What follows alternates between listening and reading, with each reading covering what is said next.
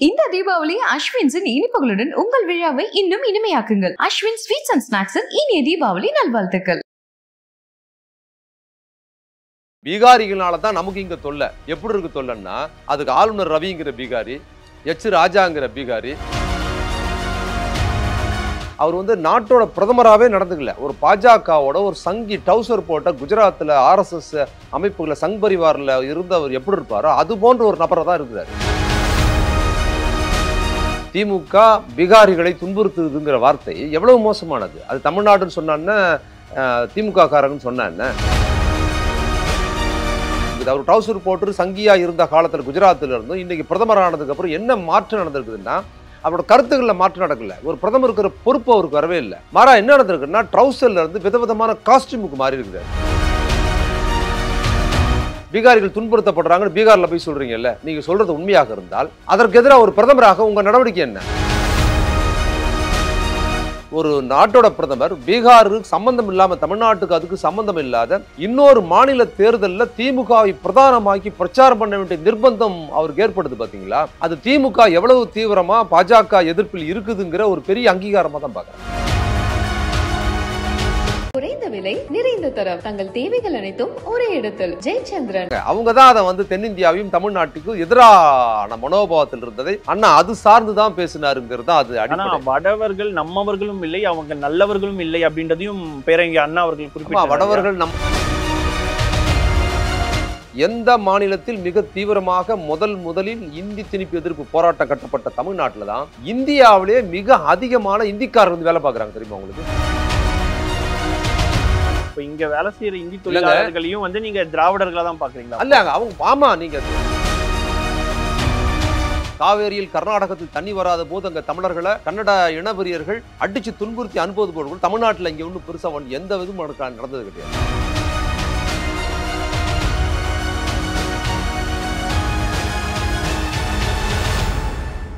மின்னம்பலம் நேயர்களுக்கு வணக்கம். நான் விஷால் பொலிவர். இன்றைய நேர்காணலில் நம்மோடு இணைந்திருக்கிறார் திராவிட இயக்க சிந்தனையாளர், எழுத்தாளர் வே மதிமாறன் அவர்கள். வணக்கம். வணக்கம். பீகாரினுடைய தேர்தல் பிரச்சாரத்துல பிரதமர் நரேந்திர மோடி அவர்கள் பீகாரிகள் தமிழ்நாட்டுல திமுகவினரால் துன்புறுத்தப்படுகிறார்கள் அப்படின்னு சொல்லிட்டு அந்த தேர்தல் பிரச்சாரத்துல சொல்லியிருந்தாரு. அவர் திமுகவினர் தான் துன்புறுத்துறாங்க அப்படின்னு சொல்லி அந்த வார்த்தையை ரொம்ப கவனமாவே பயன்படுத்தி இருந்தாரு. ஆனா தமிழ்நாட்டுல ஆளும் கட்சியும் சரி அல்லது ஆளும் கட்சி கூட்டணியிலும் சரி தமிழர்களை இழிவுபடுத்திட்டாங்க அப்படின்ற மாதிரியான ஒரு குற்றச்சாட்டின் அடிப்படையில் இவங்க போறாங்க. இப்போ பிரதமரினுடைய இந்த ஒரு குற்றச்சாட்டு இல்ல தமிழர்களை கொச்சைப்படுத்திட்டாங்கன்னு சொல்றதை எப்படி நம்ம புரிஞ்சுக்கிறது? இப்போ நீங்க ஒரு தமிழ்நாட்டில் தான் இருக்கிறீங்க. பிரதமர் சொன்னது நீங்க தமிழ்நாடுன்னு சொல்லாட்டி கொடுங்க, திமுகன்னு சொன்னதுல என்ன உண்மை இருக்கு? நீங்க திமுகன்னு சொன்னதுல நீங்க தமிழர்னு அவர் சொல்லலை, திமுகன்னு தான் சொன்னாருன்னா, அவர் தமிழர்னு சொல்லலை, நீங்க தான் வேணும்னே திமுகன்னு சொல்றீங்கன்னு ஒரு குற்றச்சாட்டு பாஜக சொல்ற வச்சுங்க. திமுகன்னு சொன்னதுல என்ன உண்மை இருக்கு? அது எவ்வளவு மோசடியானது இல்லையா? எல்லாருக்குமே தெரியும். இங்க இருக்கிறவங்களுக்கு, பாஜக காரங்களுக்கு இன்னும் நல்லாவே தெரியும். திமுக பீகாரிகளை துன்புறுத்துதுங்கிற வார்த்தை எவ்வளவு மோசமானது. அது தமிழ்நாடுன்னு சொன்னான்னா திமுக காரங்கன்னு சொன்ன அப்படி ஒரு சம்பவமே இல்லைல்ல. இதுல என்னன்னா, சொல்றது யாரு அப்படிங்கிறது ரொம்ப ஆபத்தானது. ஒரு நாட்டோட பிரதமர் இவ்வளவு மோசமா இருக்கிற ஒரு சம்பவத்தை இல்லாத சம்பவத்தை இருக்கிறதா சொல்றாரு. பாத்தீங்களா? ஒரு பிரதமர் அதை சொல்றாருங்கிறது எவ்வளவு பேராபத்தானது, எவ்வளவு இழிவானது அது. அப்ப எதையும் செய்வார். ஒரு பிரதமராகவே அவர் இல்லை. அவர் ஒரு பிரதமராகவே 14 ஆண்டுகளுக்கு இப்போ இவ்வளவு வருஷம் ஆயிடுச்சு, 14 வருஷம் ஆக போகுது. அவர் நாட்டோட பிரதமராகவே நடந்துக்கல. ஒரு பாஜகவோட ஒரு சங்கி டவுசர் போட்ட குஜராத்தில் RSS அமைப்புகளை சங் பரிவாரில் இருந்தவர் எப்படி இருப்பாரோ அது போன்ற ஒரு நபரை தான் இருக்கிறாரு. ஒரு பிரதமர் அப்படி வார்த்தையை பயன்படுத்தலைங்க. அப்படி இருந்தாருன்னு சொன்னால அப்படிதான் சொல்லி, இப்போ டவுசர் போட்டு இருக்காருன்னு நான் சொல்லலை. அப்படிதான் இருந்தாரு. அவரு டவுசர் போட்டு படம்லாம் இருக்காருல்ல, அப்படி இருந்தாருல, அப்படிதான் இருக்குது. அதுல என்ன மாற்றம் நடந்திருக்குது? அவர் டவுசர் போட்டு சங்கியா இருந்த காலத்தில் குஜராத்தில் இருந்தும் இன்னைக்கு பிரதமர் ஆனதுக்கு அப்புறம் என்ன மாற்றம் நடந்திருக்குதுன்னா, அவரோட கருத்துக்களில் மாற்றம் நடக்கல. ஒரு பிரதமர் இருக்கிற பொறுப்பு அவருக்கு வரவே இல்லை.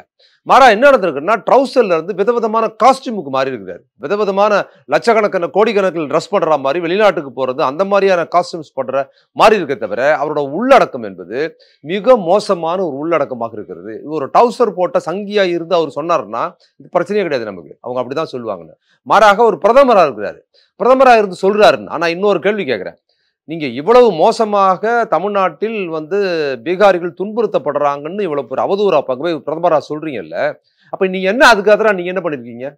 பீகாரிகள் துன்புறுத்தப்படுறாங்கன்னு பீகார்ல போய் சொல்றீங்கல்ல, நீங்க சொல்றது உண்மையாக இருந்தால் அதற்கு எதிராக ஒரு பிரதமராக உங்க நடவடிக்கை என்ன? இது வரைக்கும் நீங்க என்ன நடவடிக்கை எடுத்திருக்கீங்க அதுக்கு எதிராக? அப்ப போய் தானே நீங்களே ஒரு சாட்சியா இருக்கிறீங்க. நீங்க ஒரு பாஜகவின் சங்கியாக இருந்து அங்க திமுக மீதான ஒரு அவதூற, தமிழ் மக்கள் மீதான அவதூற அங்க சொல்றீங்க எலெக்ஷனுக்காக. ஆனா நீங்க ஒரு பிரதமரா இருக்கிறீங்க, அது உண்மையா இருந்தா நீங்க நடவடிக்கை எடுத்திருப்பீங்கல்ல, எடுக்கல. மற்றபடி நீங்க வந்து திமுக மீதான இடி ரேட் எல்லாம் விட்டு உங்களுக்கு எதிராக அவங்க இருக்கிறாங்கன்னும் போது அவ்வளவு கேவலமா நடந்துக்கிறீங்க, தமிழ்நாட்டுக்குள்ளார அவ்வளவு மோசமாலாம் பண்ணிக்கிறீங்க. அப்ப நீங்க சொல்றது உண்மையா இருந்தா நீங்க இதுவரைக்கும் திமுக அப்படி செய்யுதுங்கிறதுக்காக என்ன நடவடிக்கை நீங்க எடுத்திருக்கிறீங்க அப்படிங்கிறது எதுவுமே எடுக்கலன்னா அப்ப பீகாரிகள் துன்புறுத்தப்பட்ட பரவாயில்லன்னு நீங்க சொல்றீங்கன்னு அர்த்தமாகுமா? அப்ப என்னன்னா எவ்வளவு பொய் என்பதற்கு அவரே ஒரு உதாரணம். ஆனா இதை நீங்க எப்படி பார்க்கணும்னா, அவங்க வந்து ஒவ்வொரு தேர்தல் பிரச்சாரத்திலையும் வந்து திமுகவை எப்படி பாக்குறாங்க அப்படிங்கிறது ரொம்ப முக்கியம். திமுக என்ற இப்ப இந்த விஷயத்துல அவங்க வந்து இவ்வளவு இழிவா பேசியிருக்கிறாரு பிரதமர், திமுக குறித்து இவ்வளவு கேவலமா பேசியிருக்கிறார், தமிழ்நாட்டை பத்தி பேசியிருக்கிறாரு, ஒரு பிரதமருக்கு இப்படி எல்லாம் ஒரு பிரதமரா இருக்க லாய்க்கற்றவரா பேசியிருக்கிறாருங்கிறதுல விமர்சனம் ஒண்ணுதான். ஆனால் இன்னொரு புறத்துல வந்து திமுகவுக்கு அது கிரெடிட்டா தான் நான் பாக்குறேன். ஏன்னா ஒரு நாட்டோட பிரதமர் பீகாருக்கு சம்பந்தம் இல்லாம, தமிழ்நாட்டுக்கு அதுக்கு சம்பந்தம் இல்லாத இன்னொரு மாநில தேர்தலில் திமுகவை பிரதானமாக்கி பிரச்சாரம் பண்ண வேண்டிய நிர்பந்தம் அவருக்கு ஏற்படுது பாத்தீங்களா? அது திமுக எவ்வளவு தீவிரமா பாஜக எதிர்ப்பில் இருக்குதுங்கிற ஒரு பெரிய அங்கீகாரமா தான் பாக்குறேன். இந்த அவதூறு பிரதமரே அங்க சொல்றாருங்கிறது. அப்ப திமுக ரொம்ப தீவிரமா பாஜக எதிர்ப்புல இருக்குது. ஆனா பீகார்ல திமுகவை பத்தி பேசுறதுனால பாஜகவுக்கு என்ன லாபம், திமுகவுக்கு மட்டும் என்ன அது லாபம்? அவங்க கூட்டணி, லாலு பிரசாத் கட்சி வந்து திமுக கூட்டணியோட இருக்குது இல்ல. அப்புறம் இவர் அங்க போனார், பீகாருக்கு போனார்ல 2 மாசத்துக்கு முன்னால. பீகாருக்கு போய் இங்க தேர்தல் பிரச்சாரத்தில் இவர் பேசுறதுக்கு கிடைச்ச வரவேற்பு, அப்புறம் இந்த காங்கிரஸ், ராஷ்டிரிய ஜனதா தளம், இன்னும் பல்வேறு கட்சிகளை ஒருங்கிணைத்து தொடர்ந்து வந்து அதிகாரத்தில் தமிழ்நாட்டில் முதலமைச்சராக இருக்கிற தளபதி ஸ்டாலின் அவர்கள் வந்து பாஜகவுக்கு எதிரான மிக தீவிரமான ஒரு ஆர்கனைஸ் பண்றாரு பாத்தீங்களா? அதெல்லாம் உங்களுக்கு பெரிய நெருக்கடி ஏற்படுது. இப்ப இந்த கூட்டணியில காங்கிரஸ் கூட்டணிக்குள்ளார திமுகவும் அல்லது இன்னைக்கு இருக்கிற முதலமைச்சர் ஸ்டாலின் அவர்கள் நீங்க வெளியே எடுத்துட்டீங்கன்னு வச்சுங்களேன், எடுத்துட்டீங்கன்னா இந்த பாஜகவுக்கு எதிரான கூட்டணி பெரிய வலுவான கூட்டணியா இல்ல. உங்களுக்கு ஒரு முகமா இன்னைக்கு வந்து தமிழக முதலமைச்சர் ஸ்டாலின் அவர்கள் வந்து பாஜக எதிர்ப்பின் இந்திய முகமாக அறியப்படுறாருங்கிறத ஒரு அச்சத்தை தான் அவற்றை காட்டல. இப்ப என்ன கேள்வினா, இப்ப மோடி வந்து அங்க பேசுறதுனால தமிழ்நாட்டுல வந்து காங்கிரஸ் வந்து ஸ்டாலின் கழட்டி விடுவார் அப்படின்னு சொல்லி மோடி நினைக்கிறாரா? அந்த பாயிண்ட் ஆஃப் வியூல இல்ல, அவர் என்ன பண்றாருன்னா, அவங்க நோக்கம் என்னன்னா இப்படி ஒரு அவதூறை சொல்வதன் மூலமாக அங்க இருக்கிற லாலு பிரசாத் கட்சிக்கும் காங்கிரஸ் கட்சிக்கும் நெருக்கடி கொடுக்குறாருமா. பாத்தீங்களா, பீகாரியை வந்து இப்படி நடத்துற கட்சியோட நீங்க வந்து கூட்டணி வச்சிருக்கிறீங்க அப்படிங்கிற ஒரு அற்பத்தனமான ஒரு லாஜிக் தான் வைக்கிறாரு பிரதம மந்திரி. அதங்க எடுபடாதுங்கிறது தெரிஞ்சதுதான். ஆனா சார், இங்க கேள்வி என்னன்னா, இப்போ பீகாரிகளை துன்புறுத்துறாங்கன்றது வந்து பிசிக்கலா இல்லாம, இப்போ தயநிதி மாறன் அவர்கள் வந்து ஹிந்தி மட்டுமே படிச்சுக்கிட்டு தமிழ்நாட்டுல வந்து கக்கூஸ் கழுவுறாங்க, இந்த மாதிரியான சில வார்த்தைகளை பயன்படுத்துறாங்க. தமிழிசை கூட சொல்லியிருந்தாங்க, அமைச்சர் நேருவா இருக்கட்டும் இல்ல ஆராசாவா இருக்கட்டும், இவங்க எல்லாருமே வந்து பீகாரிகளை வந்து கொச்சைப்படுத்துற மாதிரியான வார்த்தைகளை யூஸ் பண்ணிருக்காங்க சொல்லி தமிழிசை இவங்க சொல்றாங்க. பீகாரிகளை கொச்சைப்படுத்துற மாதிரி எல்லாம் இல்ல, இது இதுக்கு முன்னாலே வந்தது. இதற்கு முன்னாலே பீகாரிகள் வந்து நம்ம இந்திக்காரர்களை வந்து பேசினாங்கன்னு சொல்லி ஒரு அவதூறு சொல்லும் போது இது மாதிரியான அவதூறு தனியா ஒரு விஷயத்தை தனியா எடுத்து போட்டு சொன்ன அவதூறுகள்லாம் வந்தது. என்ன விஷயத்துல பீகாரிகள்னு சொல்ல, பொதுவா உத்தரப்பிரதேசக்காரங்க நார்த் இந்தியாவை சேர்ந்தவங்கள அந்த ஊர்லயே அவங்க தாய்மொழி கூட படிக்க முடியாத இருக்கிறாங்க. ஒரு பொது ஒழுங்கு அற்றவர்களாக அந்த மாநிலம் அவங்கள வச்சிருக்குது. பொது இடத்துல வந்து வெத்தலைப்பாக்கு போட்டு எச்ச துப்புறாங்கிற இந்த கண்ணோட்டத்துல அவங்க வந்து ஒரு அவங்க மாநிலங்களில் அவங்களுக்கு அடிப்படை கல்வி தகுதியை கூட பீகார்லயோ அல்லது உத்தரப்பிரதேசத்துல கொடுக்காம வச்சிருக்கிறாங்க. ஆனா நம்ம ஊர்ல அவங்கள வர வச்சு அவங்களுக்கு வேலை வாய்ப்பு கொடுக்குறோம், அவங்களுக்கு நல்ல பொருளாதார அந்தஸ்து கொடுக்குறோங்கிற கண்ணோட்டத்தில் சொல்லப்பட்டது. ஒப்பீட்டளவில் அது இழிவானலாம் சொல்லப்பட்டது கிடையாதுங்கிறது புரிஞ்சுங்க. இது பீகாருங்கிறதுனால எப்படி சொல்றாங்களா? இப்ப உத்தரப்பிரதேசத்துல தேர்தல் நடந்து வச்சீங்க, உத்தரப்பிரதேசத்துக்கு என்ன பண்ணுவாங்க, உத்தரப்பிரதேசக்காரங்களை மிக இழிவாக நடத்துகிறாங்கன்னு சொல்லுவாங்க. இப்போ எந்த ஊர்ல நார்த் இந்தியாவில் தேர்தல் நடக்குதோ அங்க திமுகவை மையப்படுத்தி எதிராக பிரச்சாரம் பண்றதுங்கிறது இருக்குது. ஒரிசா தேர்தல் சொன்னாங்க உங்களுக்கு இல்ல, ஒரிசா தேர்தல் என்ன சொன்னாங்க, இதே மாதிரி திமுக குறித்து ஒரிசாக்காரர்களுக்கு எதிராக தமிழ்நாட்டில் நடக்குதுன்னு பேசினாரு. அது மட்டும் இல்ல, தமிழ்நாட்டை சேர்ந்த ஒரு IAS ஆபீசர் பாண்டியன்கிறவர் வந்து ஒரிசாவையே மாநிலத்தையே கட்டுப்பாட்டில் வச்சிருக்கிற நபராக ஒரு தமிழர் இருக்கிறார், உங்களுக்கு தேவையான்னு பேசினவர் தான் அமித்ஷா. பேசினாரா இல்லையா? அப்படியா வச்சிருந்தாரு ஒரிசாவில். அப்ப இவங்க என்னன்னா இதோ திமுகவை ஒரு அகில இந்திய அளவில் திமுக வந்து பாஜகவின் எதிர்ப்பு முகமாக இருப்பதனால் திமுகவை விமர்சனம் பண்ண வேண்டிய ஒரு நிர்பந்தம் அவங்களுக்கு வருது. அது அரசியல் ரீதியா இல்லாம இது மாதிரி அவதூறு சொல்வது, இஸ்லாமியர்கள் இந்த மாதிரி பண்ணிட்டாங்க, முஸ்லீமுக்கு ஆதரவா இருக்கிறாங்க, இந்துக்களுக்கு எதிராக இருக்கிறாங்கிறத பொய்யை எப்படி சொல்கிறார்களோ அது போல திமுகவுக்கு எதிரான கண்ணோட்டத்தில் இவங்க சொல்றாங்க. ஆனா இந்த வடக்கு தெற்கு அப்படின்ற ஒரு பிரிவினையே முதல்ல உருவாக்குனது திமுக தான் அப்படின்றதுதான் பாஜகவினுடைய குற்றச்சாட்டா இருக்கு. வடக்கு தெற்கு, வடக்கு வாழ்கிறது தெற்கு தேய்கிறது அப்படின்னு தான் சொன்னாங்களே தவிர பிரிவினையை வந்து இவங்க உருவாக்கல. மாறாக பிரிவினையாக வட இந்தியாவில் இருக்கிறவங்க தென்னிந்தியாவை நடத்துற மனோபாவத்தை கண்டிச்சு உருவாக்கப்பட்டதுதான் திராவிட இயக்கம். அது என்ன தலைகீழ் எல்லாத்தையும் மாத்தி சொல்றது. தென்னிந்தியாவை குறிப்பாக தமிழ்நாட்டை இந்த பிராந்திய மொழிகளை புறக்கணிப்பதும் ஏகபோகமாக இந்தி மொழியை கொண்டு வந்து தென்னிந்தியா மக்கள் மீது திணிக்கிறதும் தமிழ்நாட்டு மக்கள் மீது திணிப்பதும் தமிழ் மக்களுக்கான நிதி உதவிகளில் தமிழ்நாட்டு மக்களுக்கு எதையும் கொடுக்காம புறக்கணிக்கிற போக்கு இருந்தது பாத்தீங்களா வட இந்தியாவில். அதை கண்டித்தாங்க. அவங்க தான் அதை வந்து தென்னிந்தியாவையும் தமிழ்நாட்டுக்கும் எதிரான மனோபாவத்தில் இருந்ததை அண்ணா அது சார்ந்துதான் பேசினாருங்கிறது. அது ஆனா வடவர்கள் நம்மவர்களும் இல்லை, அவங்க நல்லவர்களும் இல்லை அப்படின்றதையும் பேரறிஞர் அண்ணா அவர்கள் குறிப்பிட்டார். வடவர்கள் நம்மவர்களும் இல்லை, அவர்கள் வந்து நல்லவர்களும் இல்லைன்னு சொல்றது சமஸ்கிருத மேலாதிக்கத்தை சொன்னார். சமஸ்கிருத மொழி என்பதை வடமொழி, அதோட நீங்க புரிஞ்சுக்கணும். நீங்க அதுக்கு முன்னால் என்ன சொல்லியிருக்கிறாருன்னு இந்த ஆரிய திராவிட கான்செப்டோட சொல்றாரு. வட இந்தியாவில் இருக்கிற இந்திக்காரன் கூலி தொழிலாளியை பத்தி அவர் சொல்லல. சமஸ்கிருத மேன்மையாக்கும். வட இந்தியாவில் நீங்க ஆரிய பின்புலம் கொண்ட அந்த பக்கத்தில் இருக்கிற பிறப்பு சார்ந்தே தன்னை உயர்வா சொல்லிக்கிற அவர்களுக்கும் இந்தி பேசுகிற ஒரு உத்தரப்பிரதேசக்காரர் இருக்கும் அல்லது பீகாரியா இருக்கிற ஒரு சாதாரண கூலி தொழிலாளருக்கு ஒரு பிற்படுத்தப்பட்ட ஒரு சிறுபான்மை சமுதாயத்தை சேர்ந்தவங்களுக்குள்ள வேறுபாடு இருக்கு பாருங்க. அந்த வேறுபாடுக்கும் நமக்கு பெரிய வித்தியாசம் இல்லை. அதைத்தான் சொல்றாங்க. ஆரிய குறியீடு சமஸ்கிருத குறியீடு தான் வட இந்தியா அப்படிங்கிற குறியீட்டுல சொல்றாங்கிறத புரிஞ்சுக்கணும். இன்னொரு விஷயம் நல்லா தெரிஞ்சுக்கிங்க. இந்திய எதிர்ப்பு போராட்டத்தை 38 பெரியார் ஆரம்பிச்சதுல இருந்து அதுக்கப்புறம் திராவிட முன்னேற்ற கழகம் 65 மிக தீவிரமாக கட்டமைத்து அதுக்கப்புறம் ஆட்சியில் வருவதற்கு அளவுக்கு இந்தி திணிப்பு எதிர்ப்பு தான் நடந்தது. இந்திய எதிர்ப்பு போராட்டம் நடக்கல. அதிலும் எவ்வளவு கண்ணியமா நடந்தது அப்படிங்கிறத அது ரொம்ப சிறப்பா ஒரு அரசியல் கண்ணோட்டத்தில் கட்டமைச்சிருக்கிறாங்கன்னு தெரிஞ்சுங்க. அவங்க இந்தி திணிப்பு எதிர்ப்பை தான் கட்டமைச்சாங்களே தவிர இந்திக்காரன் எதிர்க்கவே இல்லை. இன்னும் சொல்ல போனா இந்தி மொழியை கூட அவங்க எதிர்க்கல. அதில் குறிப்பா பாத்தீங்கன்னா இந்தி எதிர்ப்பு போராட்டம் நடந்த காலங்களில் ரயில் நிலையத்தில் எழுதப்பட்ட இந்தி எழுத்துக்களை அடிச்சாங்க. தபால் நிலையத்தில் எழுதப்பட்ட இந்தி எழுத்துக்கள் அழைச்சாங்க. எங்கெல்லாம் தமிழ் மக்கள் அதிகம் புழங்குற இடங்கள்ல அரசு அலுவலகங்கள்ல எங்கெல்லாம் ஒன்றிய அரசு அன்னைக்கு இருந்த ஒன்றிய அரசு இந்தியை திணித்ததோ அந்த தான் அழிச்சாங்களே தவிர எந்த இந்தி படம் ஓடின தியேட்டர்ல போய் போஸ்டரை கிழிச்சதே கிடையாது. இந்தி படத்தை ஓட்டக்கூடாதுன்னு தியேட்டர்ல போய் போராட்டம் நடத்தே கிடையாது. அப்படிங்கிறத நீங்க புரிஞ்சுக்கணும். அது ஏன்னா அது என் முதுகுல எழுதப்பட்டிருக்கு. ஒரு அரசுல போய் மக்கள் பயன்படும் போது என் முதுகுல வந்து மொழியை அழிச்சிட்டு என் மொழிக்கு மேல இன்னொரு மொழியை கொண்டு வந்து முதுகில் எழுதும் போது என் முதுகுல ஒட்டாதங்கிற எதிர்ப்பு, திணிக்காதங்கிற எதிர்ப்பு. இந்தி படம் ஓடுற தியேட்டருங்கிறது விருப்பம் இருக்கிற போய் பார்க்க போறான். அதனால இந்தி படம் ஓடுற தியேட்டர்ல வந்து இந்தி படத்தை ஓட்டாதுங்கிற போராட்டத்தை நடத்தவே இல்லை. இன்னும் சிறப்பா சொல்லணும்னா 60களில் வந்து 65, 68ல வந்து மிக தீவிரமான இந்திய எதிர்ப்பு போராட்டமும் அதற்காக உயிர் தியாகமும் ஆட்சி மாற்றமே நடந்த காலகட்டத்தில் இங்க தீவிரமாக இந்தி படம் ஓடிக்கிட்டு இருந்தது.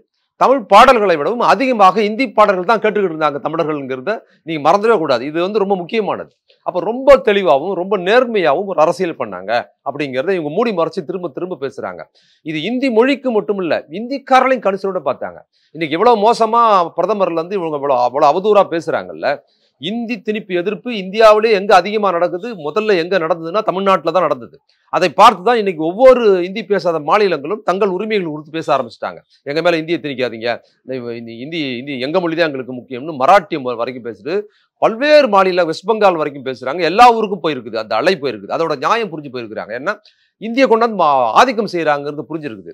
ஆனா தமிழ்நாட்டில் எந்த மாநிலத்தில் மிக தீவிரமாக முதலில் இந்தி திணிப்பு எதிர்ப்பு போராட்டம் கட்டப்பட்ட தமிழ்நாட்டில் தான் இந்தியாவிலே மிக அதிகமான இந்திக்காரர் வந்து வேலை பார்க்குறாங்க. தெரியுமா உங்களுக்கு? புள்ளி விவரத்துல இந்தி திணிப்புக்காக போராட்டம் நடத்தி ஆட்சிக்கு வந்த திராவிட முன்னேற்ற கழகம் ஆட்சி நடத்துகிற இந்த மாநிலத்தில் தான் இன்னைக்கு இந்தியா முழுக்க இருக்கிற இந்தியை தாய்மொழியாக கொண்டால் அதிகமாக வேலை பார்க்குறாங்க. இது எப்படி நடந்தது? அது அப்பவே இந்தி படத்தை எதிர்க்கல.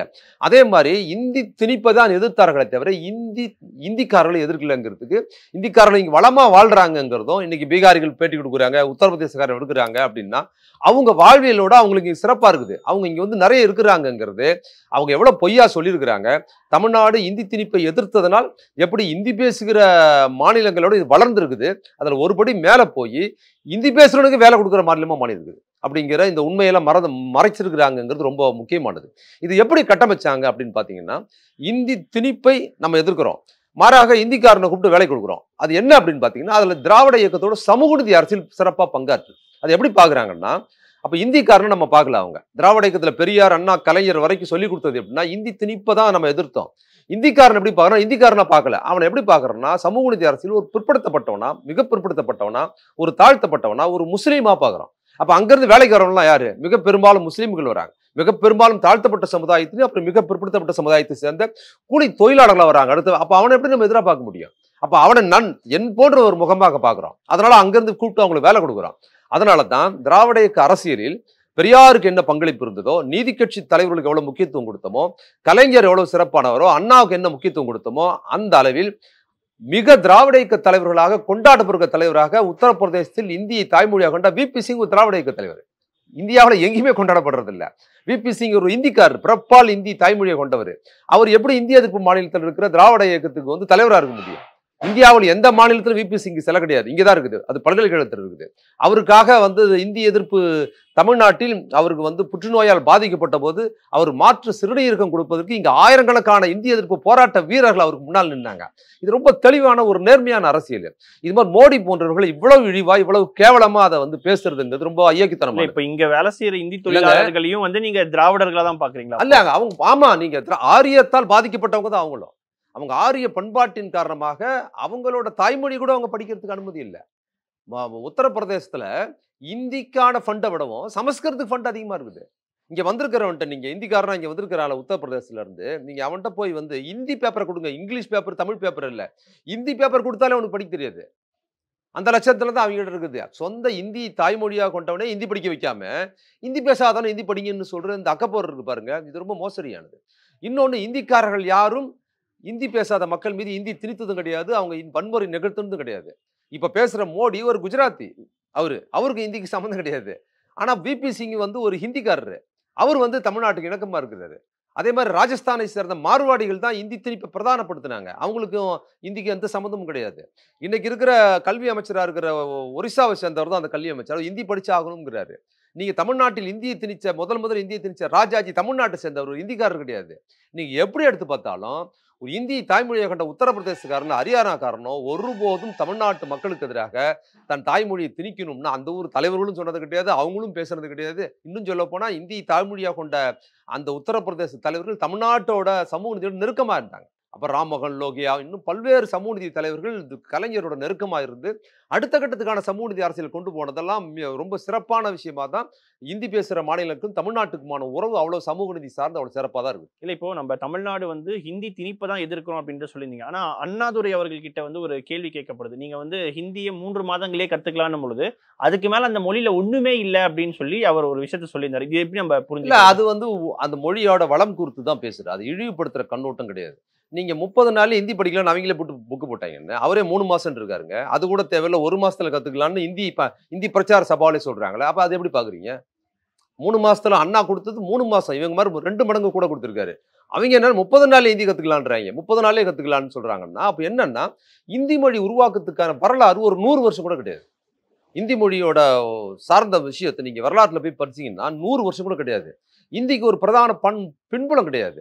இன்னைக்கு பேசுற உத்தரப்பிரதேசோட பூர்வீகமான தாய்மொழி இந்தி கிடையாது. அதே மாதிரி ஹரியானாவில் பார்த்தீங்கன்னா இந்தி தாய்மொழி கிடையாது. நீ பீகார்ல பார்த்தீங்கன்னா பீகாரி அவங்க மொழி தான், இன்னைக்கு ஹிந்தி தான் அங்கே திணிக்கப்பட்டிருக்குது. அப்ப இந்திங்கிறது இந்த நூற்றாண்டில் 100 வருஷத்துக்கு முன்னால் வந்து ஒரு உருவாக்கப்பட்ட ஒரு மொழி. அப்போ நீங்க மற்ற ஊர்கள் என்ன பிரதான மொழியா இருந்திருக்குதுன்னு பார்த்தீங்கன்னா அந்தந்த மாநில மொழிகள் இருக்குது. இன்னும் சொல்ல போனா உருது ஒரு முக்கிய பாத்திரம் வைத்திருக்குது. நீங்க வந்து 100 வருஷத்துக்கு முன்னால பாத்தீங்கன்னா இன்னைக்கு உருது வந்து இஸ்லாமியர் மொழின்னு சொல்றாங்களா, அப்படி கிடையாது. உருது ஒரு பொது மொழி. இன்னைக்கு ஹிந்தி பேசுறவங்க எல்லாரும் பேசுறாங்க மாதிரி உருதுங்கிறது ஒரு முஸ்லீம் இந்து எல்லாரும் பேசுற மொழி தான். நவீன இந்தியின் தந்தைன்னு பரத் நேந்துன்னு ஒருத்தர் சொல்றோம், அவர் தான் முதல்ல இந்தியை கட்டமைக்கிறார். உங்களுக்கு இன்னொரு விஷயம் தெரியுமா? இப்போ இவங்க இந்தியை வந்து ஏன் அடுத்த மாநில மக்கள் மீது திணிப்பதற்கு அவ்வளவு ஆர்வம் காட்டுறாங்கிறது ஒரு பின்புலத்தை சொல்றேன். மகாபாரதம், ராமாயணம், இன்னும் இந்து இதிகாசங்கள் இருக்குல்ல, இந்த இதிகாச கதைகள், இது எதுவுமே இந்தியில கிடையாது தெரியுமா உங்களுக்கு? எல்லாமே சமஸ்கிருதத்துல எழுதப்பட்டது தான். இது இந்தியில எப்போ வருது தெரியுங்களா? தமிழ்ல கூட ராமாயணம் பல நூற்றாண்டுகளுக்கு முன்னாலே வந்துருச்சு. நீங்க பல நூற்றாண்டுகளுக்கு முன்னாலே சமஸ்கிருத இலக்கியங்கள் மொழிபெயர்க்கப்பட்டது தமிழ்ல. ஆனா இந்தியில எப்படி தெரியுமா? 100 வருஷம் கூட ஆகல. இந்தியில வந்து பகவத்கீதை வந்து ரொம்ப வருஷத்துக்கு முன்னாலே தமிழ்ல வந்துருச்சு. இந்தியில எப்போ வந்தது தெரியுமா? 70-80 வருஷம் கூட அவளை பகவத்கீதை மொழிபெயர்க்கப்பட்டு. ராமாயணம் அவசரமா மொழிபெயர்க்கிறாங்க. இந்தியை ஒரு பரவலான மொழியாக குஜராத்தியும் ராஜஸ்தான் மார்வாடிகள் அவங்க வணிகம் செய்வதற்காக தோதாக தாய்மொழி இல்லாத அவர்கள் தான் இந்தியை கட்டமைச்சு பல்வேறு ஊழல் கொண்டு போறாங்க. அதில் பார்ப்பனிய மேன்மையாக இருக்கிறவங்க அவங்க என்ன பண்றாங்கன்னா சமஸ்கிருத மயமாக்குறாங்க இந்திய. இந்தி வந்து இருக்கிற மொழிகளிலே அதிகமான சமஸ்கிருத மயமான மொழிங்கிறதுனால அதனால தான் நீங்க இந்தி திணிப்புக்கு பின்னால ரிலேட்டடா உடனே சமஸ்கிருத திணிப்பு கொண்டு வருவாங்க. நீங்க நல்லா கவனிச்சீங்க. ரெண்டாவது மொழியை தமிழ் கூட ஒன்றிய அரசு மாநில மொழியை கூட சொல்லாது. முதல்ல இந்தி திணிப்பு, ரெண்டாவது சமஸ்கிருத திணிப்புன்னா சமஸ்கிருதத்தின் வெகுஜன வடிவமாக இந்தி கட்டமைக்கப்பட்டது. அப்ப அவசரமா ராமாயணம், மகாபாரதம், பகவத்கீதை, எல்லா வேதம் இதெல்லாம் இந்தியில எப்போ 80 100 வருஷத்துக்குள்ளதான் மொழிபெயர்க்கப்படுதுங்கிறத தெரிஞ்சுங்க. தமிழ்ல அதுக்கு முன்னாலே மொழிபெயர்த்துட்டாங்க. அதை மொழிபெயர்த்து அதை வந்து பண்றாங்கன்னா இந்து முஸ்லீம் விஷயத்துக்காக கட்டமைக்கிறாங்க. இது 1890கள்ல இருந்தா தீவிரமா நடத்தப்படுது. அதுக்கு முன்னால கிடையாது. வெள்ளக்காரர்கள ஃபண்ட் கொடுத்து இங்க இருக்கிற இந்து முஸ்லீம் கலவரங்களை கட்டமைச்சாதான் இங்க அடுத்த கட்டத்துக்கு ஆட்சியை பிரச்சனை இல்லாம நடத்த முடியும்னு அவன் ஃபண்ட் கொடுக்குறான். 1856 சிப்பாய் கழகத்துக்கு பின்னால் உருவாக்கப்பட்டதுதான் இது எல்லாமே. ஏன்னா சிப்பாய் கழகம் பிரிட்டிஷ் கிழக்கிந்திய கம்பெனிக்குள்ள இருக்கிற இந்து முஸ்லீம் அவங்க சிப்பாயை ஒன்னா சேர்ந்துடுறாங்க. அப்ப இங்க ஒரு முஸ்லீம் மன்னனுக்கு எதிராக ஒரு கிழக்கிந்திய கம்பெனி சண்டை போட போச்சுன்னா அங்க ஒரு இந்து தளபதி வாழ உருவிட்டு நிற்கிறான், என்னைய கொண்டுட்டு என் மன்னனை கொல்லணும்னு. அதே மாதிரி ஒரு இந்து மன்னனுக்கு எதிராக கிழக்கிந்திய கம்பெனி போச்சுன்னா அங்க ஒரு முஸ்லீம் தளபதி வாழ உருவிட்டு நிற்கிறான், என்னைய கொண்டுட்டு அவனை கொல்லுன்னு சொல்லு. அப்படி இந்து முஸ்லீம் ஒற்றுமைங்கிறது அவ்வளவு சிறப்பா இருக்கும்போது அப்பதான் பிரிட்டிஷ் அரசு கிழக்கிந்திய கம்பெனிலிருந்து கைமாறுது பிரிட்டிஷ் அரசுக்கு. அதற்கு பிற்பாடுதான் இங்க வந்து இதே குஜராத்தில் இருந்து கட்டமைக்கப்படுது. அதை வந்து தயானந்த சரஸ்வதி அவர் தான் வந்து முதல் முறையாக என்ன பண்றாருன்னா இந்த RSS அமைப்பு சார்ந்த விஷயங்களை கட்டமைக்கிறாரு. அவர் தான் முதல்ல இந்துத்துவ சிந்தனை கொண்ட பின்புலம் பார்ப்பனை மேன்மை கொண்ட இந்துத்துவ இஸ்லாமிய எதிர்ப்பு கட்டமைக்கிறார்.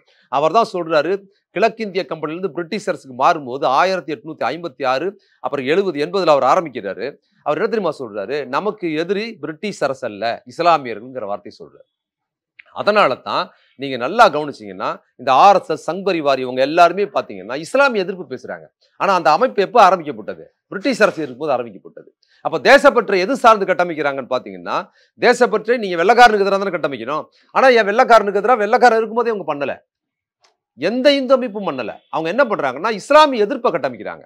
அதோட தொடர்ச்சியா தான் இப்ப தமிழர்களுக்கு எதிராக இப்போ ஆமா அதே கண்ணோட்ட தான் பேசப்படுது. இந்த அவதூறு நீங்க ரொம்ப எல்லாம் பேச வேண்டாங்க. கரூர் எடுத்துக்குங்க, நீங்க ரொம்ப நூற்றாண்டெல்லாம் போக வேண்டாம். போன மாசம் இந்த 27க்கு முன்னால அக்டோபர் 27க்கு முன்னால போன 27 நடந்தது. 27ஆம் தேதி ஒரு மாசத்துல ஒரு நாள் ஒரே நாளில் குற்றவாளியை தப்ப வச்சுட்டு போய் உதவி செஞ்சவங்க மேல பழி போட்டாங்கல்ல. நீ என்ன பெரிய வரலாற்றுக்கு போறீங்க? கண்ணு முன்னாள் நம்ம பார்த்தோம். முத நாள் இரவு கதறி ஐயோ இந்த மாதிரி பண்ணிட்டாங்களே ஓடி ஒளிஞ்சிட்டாங்க அவங்கள. அப்புறம் உள்ள போய் பாத்தீங்கன்னா மறுநாள் பார்த்து யாரெல்லாம் உதவி கொண்டு போய் ஆம்புலன்ஸ்ல சேர்த்தாங்களோ ஆம்புலன்ஸ்ல கழுத்தை நெரிக்கிறாங்க. உள்ள வந்து இவங்க பண்ணிட்டாங்கன்னு யார் உதவி பண்ணார்களோ கண் முன்னால் இவ்வளோ நவீனமும் 1000 கேமராக்கள் செல்போன் கேமரால அவ்வளோ கேமரால சாட்சிகள் இருந்தும் ஒரு விஷயத்த வந்து பொய் சொல்லி இன்னைக்கு வந்து அதை ஒரு விவாதமா மாத்துறாங்க பாத்தீங்களா? அதுவே செய்யறவங்க செய்ய மாட்டாங்களா? சரி, இப்போ பிரதமர் நரேந்திர மோடி அவர்கள் இப்படி ஒரு பக்கம் குற்றச்சாட்டு வைக்கிறாரு, இன்னொரு பக்கம் தமிழ்நாட்டில இருந்து ஸ்டாலின் அவர்கள் இதெல்லாம் எதிர்க்கிறாங்கன்னு போது இப்போ பீகார்லயுமே தமிழர்கள் எல்லாருமே நிறைய பேர் இருக்கான போது அவங்களுடைய பாதுகாப்புக்கு கேள்விக்குறி ஆகாத பிரதமரினுடைய இந்த பேச்சின்? ஆமா அந்த பிரதமருக்கு அந்த பொறுப்பு வேணும். எவ்வளவு மோசடியானது ஏங்க. இன்னொன்னு தெரிஞ்சுக்குங்க, எப்பவுமே இப்போ இல்லைங்க, எப்பவுமே தமிழ்நாட்டுக்குள் எந்த மாநில மக்கள் மீது வன்முறை நடந்ததே கிடையாது. எப்பவுமே நடந்தது கிடையாது. காவேரியில் கர்நாடகத்தில் தண்ணி வராத போது அங்க தமிழர்களை கன்னட இனவெறியர்கள் அடிச்சு துன்புறுத்தி அனுப்புவது போல தமிழ்நாட்டில் இங்கே ஒன்றும் பெருசாக எந்த விதமும் நடந்தது கிடையாது. கேரளாவில் முல்லை பெரியார் பிரச்சனை வரும்போது கூட இங்கே வந்து பிரச்சனையும் கிடையாது. அது மாதிரி எங்கேயுமே கிடையாது.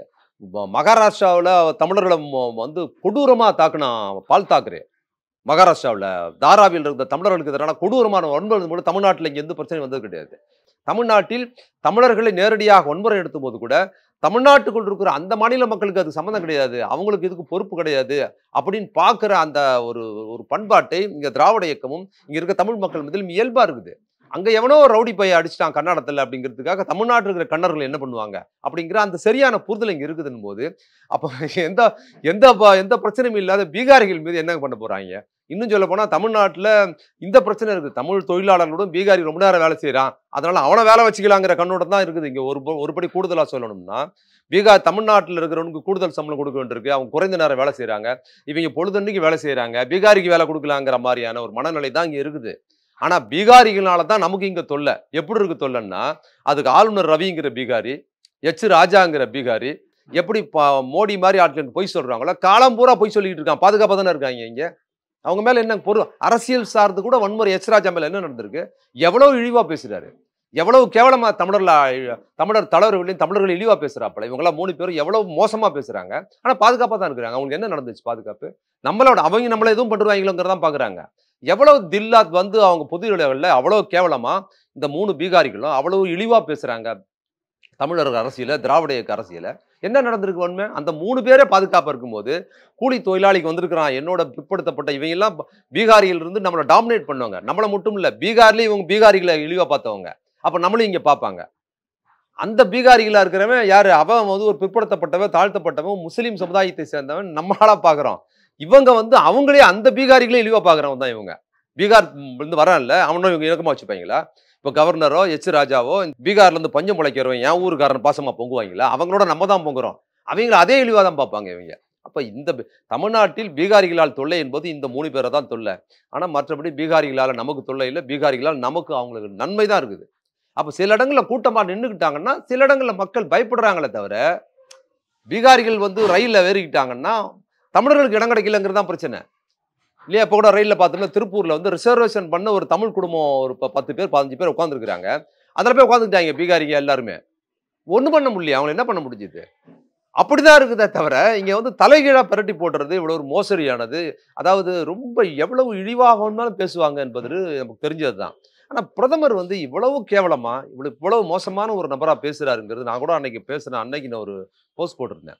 இது வந்து சுப்ரீம் கோர்ட் ஒரு வழக்கு பதிவு பண்ணணும், அல்லது முறையீடாவது செய்யணும். திமுக சார்பாகவும் தமிழ்நாடு அரசு சார்பாகவும் இங்க தேவையில்லாம 2 சமூக மக்களுக்கு வன்முறை மூட்டுவதும் அவதூறு சொல்வதுமாக ஒரு பிரதமர் செஞ்சிருக்கிறாருங்கிறத சுப்ரீம் கோர்ட்ல முறையீடாவது நம்ம செய்யணும். இது எவ்வளவு பெரிய மோசம், இது எவ்வளவு பெரிய இழிவு இது. அப்ப இவர் வந்து வெளிநாடு வாழ் தமிழர்களுக்கு இவரால் என்ன பாதுகாப்பு நன்மை கிடைக்கும்? என்ன கிடைக்கும்? அவரு அமெரிக்காவிலேயோ மற்ற ஊர்களையோ இருக்கிற மக்களுக்கு என்ன உதவி செய்வார்? இவரால் ஆபத்து தான் இருக்குது. எந்த ஊருக்கு பேசுறாரோ அதை பேசுவாங்க. நாளைக்கே தமிழ்நாட்டுக்கு வந்துட்டாருன்னு வச்சுக்க வேற ஒன்றும் பேசுவார். இல்லை, இப்படி பேசுறதன் மூலமாக திமுகவை வந்து அரசியல் ரீதியாக தனிமைப்படுத்தணும் அப்படின்ற ஒரு அரசியல் மூவா இதை நம்ம எடுத்துக்கலாமா? இல்ல, திமுகவே அவங்க இது வந்து தமிழ்நாட்டுக்குள்ளார பிரச்சனை ஏற்படுத்தாது. இப்போ நிறைய வீடியோஸ் பீகாரிகள் அவங்க தமிழ்ல பேசி வருது, அவங்க ஹிந்தியில பேசி பீகார்ல போடணும். அதை நமக்கு அது இங்க ஒன்றும் பிரச்சனை கிடையாது. மோடி சொல்றதுனால தமிழ்நாட்டுக்கு ஒன்றும் பிரச்சனை கிடையாது. அவர் என்ன பண்ண விரும்புறாருன்னா, பீகார் எலெக்ஷன்ல பீகார் மக்கள் மத்தியில அங்க லாலு பிரசாத் ஆட்களுக்கு ஓட்டு போடுறத வந்து இது டிஸ்டர்ப் பண்ண முடியும்னு நினைக்கிறாரு. பாத்தீங்களா? இங்க இருக்கிற பீகாரிகளை இந்தியில பேச வச்சு அல்லது அவங்க தாய்மொழியில பேச வச்சு அதை அவங்க ஊர்ல ஒளிபரப்பணும். இங்கதான் நமக்கு தெரியுமே, அவங்களுக்கு தெரியும், நமக்கு தெரியும், நமக்கு ஒன்றும் பிரச்சனை இல்லை, பொய்ன்னு நமக்கு தெரியும். அப்ப இதை அதை செய்யணும். நான் வந்து தமிழக அரசுக்கும் திராவிட முன்னேற்ற கழகத்துக்கும் நான் கோரிக்கையா வைக்கிறது என்னன்னா, போடுற வீடியோக்களில் பீகாரிகளை தமிழில் போட்டு நம்மளை பார்த்து ரசிக்கிறது இல்லை. அந்த வீடியோ அதை ஹிந்தியில் பேசி அதை வந்து ஹிந்தி சேனல்ஸ்க்கு கொடுக்கறது, பீகாரில் கொண்டு போய் ஒளிபரப்புறதும், இப்போ கூட்டணி கட்சிகளில் கொடுத்து தமிழ்நாட்டில் நாங்கள் எவ்வளோ சேஃபாக இருக்கிறோங்கிறத, இப்போ மோடி எவ்வளோ பொய் சொல்கிறாருங்கிறத போடுறதும், அதே போல் இதை வந்து சுப்ரீம் கோர்ட்டு மாதிரி இதில் போய் கொண்டு போய் மோடி இந்த மாதிரி இழிவாக பேசியிருக்கிறாரு, இந்திய ஒற்றுமைக்கு எதிராக பிரதமர் எங்களுக்கு அச்சமூட்டுதுங்கிறத ஒரு கேஸாவோ ஒரு பெட்டிஷனாவோ ஒரு முறையீடாவோ செஞ்சால் அவங்க எடுக்கல, இது ஒரு செய்தியாக இந்தியா முழுக்க போகிறதுக்கு ஒரு வாய்ப்பாக இருக்கும்னு கேட்டுக்கிறேன். உங்க நேரத்துக்கும் கருத்து பதிவுக்கும் மிக்க நன்றி. நன்றி மகிழ்ச்சி. இந்த தீபாவளி அஸ்வின்ஸின் இனிப்புகளுடன் உங்கள் விழாவை இன்னும் இனிமையாக்குங்கள். அஸ்வின் ஸ்வீட்ஸ் அண்ட் ஸ்நாக்ஸின் இனிய தீபாவளி நல்வாழ்த்துக்கள். குறைந்த விலை, நிறைந்த தரம், தங்கள் தேவைகள் அனைத்தும் ஒரே இடத்தில். ஜெயச்சந்திரன். மின்னம்பலம்.com தமிழின் முதல் மொபைல் பத்திரிகை.